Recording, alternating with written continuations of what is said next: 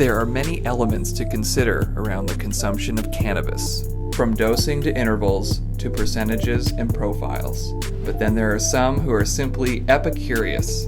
Cannabis chef and connoisseur Pat Newton walks us through what he considers when he wants to take his cooking higher.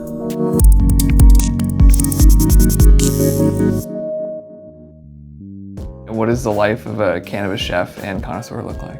I never knew that this would be where I end up today. I started working in the restaurants when I was a teenager, and I went to George Brown and was very much in the restaurant world. My curiosity in the kitchen transported into curiosity with cannabis, and I just married the two. Whether you're acting more in the chef world or more in the world of cannabis specifically, quality matters. So when you're looking for quality cannabis, what are some of the things that you're looking at? I like to compare it to going to the grocery store. You're gonna pick out some fruits and vegetables. Well, you wanna pick some up and feel them and smell them and see if they're ripe, Is that the first thing you go to is aroma?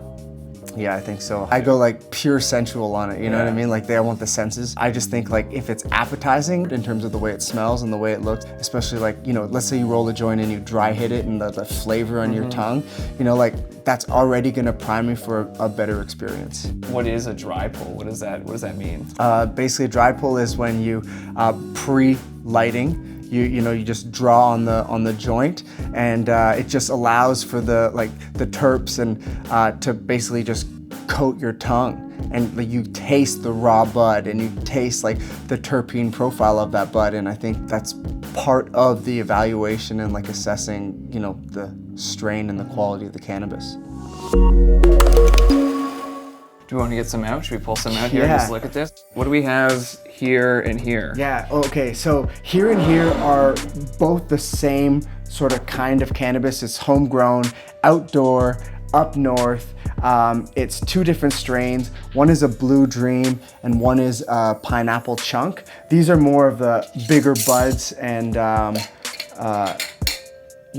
some of the buds that were kind of at the top of the plant, the King Colas. Right. I feel super proud about this cannabis because I grew it myself. I think this is just kind of good average grass. It's not your top shelf cannabis, but I think it tastes and smells and smokes really well. Right.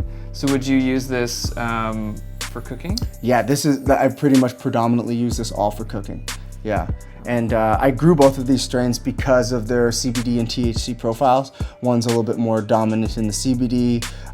The Blue Dream is a little bit more of a higher energy sativa, a little bit more for dialing into inspiration and being energized. So I just feel the combination of those two work really well. And you're applying that to cooking as well? 100%, yeah. Because cannabis has such a distinctive flavor, it can be, intrusive on your food.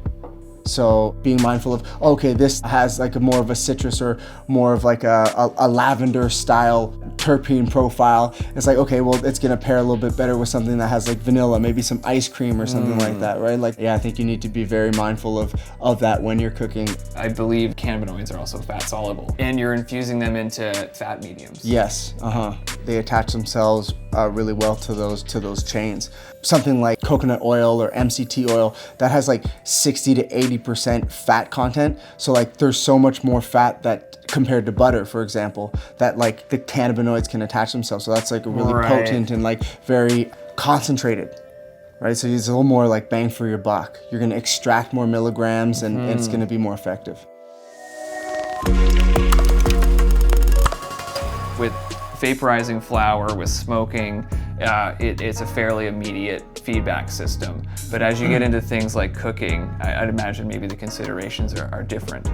Yeah, I think because it takes that much longer when consuming an edible, for example, for the effects that take place, you would have to get your dosing a little bit more right off the bat. Where for smoking, you can either pull back or smoke more because the effects are felt so much quicker. I mean, when it comes to dosing, especially when eating and that kind of stuff, if ever I'm cooking for anybody, you always want to kind of know how experienced are you and what's your tolerance like and what are you looking to to achieve. What do you hear when you ask someone what their tolerance is like? What is like the range of things that you hear? Most people are like, yeah, I'm good. I'm like, but I was like, okay, but we're not talking about smoking. We're talking about like eating. Have you eaten cannabis, and like, where are you with that? Do you ever find that some people have a high tolerance for smoking, but for eating, it's a completely different experience? 1,000%, yeah. Because when you process the cannabis through your liver, it makes it 4 or 5 times more potent. And that's not happening when you smoke it? No, not at all. It breaks the blood-brain barrier, but it's not processed through your liver. Right. Yeah. The size, or the body weight, or the height, or the like, does that matter to how much people can consume? Not as much as you would think it would. I know smaller girls who can consume like larger amounts of cannabis, and I've been around bigger guys who smaller doses were like, fairly intense for them. So I don't think that really plays a huge part. I think it's all about your endocannabinoid system and how like your receptors are receiving the cannabinoids. When you're structuring maybe even a multi-course meal, what considerations do you have with the dosing across that? So I like to start the meal off with like a 2 to 3 milligram dose, and there's always a kind of like a welcoming cocktail and a canapé, that they can enjoy to kind of set them off right. But I definitely incorporate the THC, not in every dish. So like, you want to stimulate hunger. There's a terpene for that. You have that in your first course, or like in your amuse-bouche, which kind of really gets you salivating and kind of gives you the munchies. And then you want to balance it out with a little bit of CBD towards the end of the meal. So the way that you strategically place it out throughout the meal, I think is right. Big. What I found is a lot of people who are coming for the dining experiences are more CANNA curious than everything. They've maybe even never really smoked before, and they're looking for that we'll call it a healthier alternative. Maybe those people that even see what you're able to do, they walk away with stuff that they could use in their regular life. Definitely, that's what I've been building for the last couple of years is infused ingredients that people can use to basically make an edible out of whatever they want.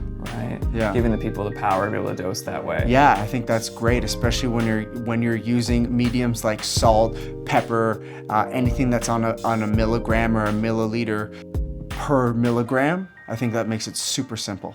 Yeah. So I know if I have 2 grams of salt, that's 2 milligrams of THC. Right. So you use a teaspoon, and you have 4 milligrams of THC or CBD. Right. Yeah. I'd love to kind of explore some of these pre-infused ingredients that you have. Yeah.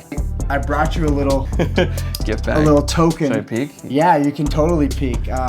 This is is an infused simple syrup, and it's our go-to cocktail booster. Right. Yeah. So this is doing the drinks for the cocktails. Exactly. This is already infused. Ready to you go. You infused this exactly. one. I always say, don't put the alcohol in there, put the cannabis in there. It's so versatile. Hot beverages, cold beverages, it mixes in perfectly. And what about So these are chocolate chips. And these chocolate chips, you can basically put them into any recipe. Pancakes, muffins. You could even just melt them down and make some hot chocolate out of it. Salt and sugar. Ingredients, yeah. Right. And cannabis being the other ingredient. Exactly, yeah. And I think, it just comes back to having the fresh option. If you want to have like freshly made food, then this is a great way of incorporating cannabis into that diet.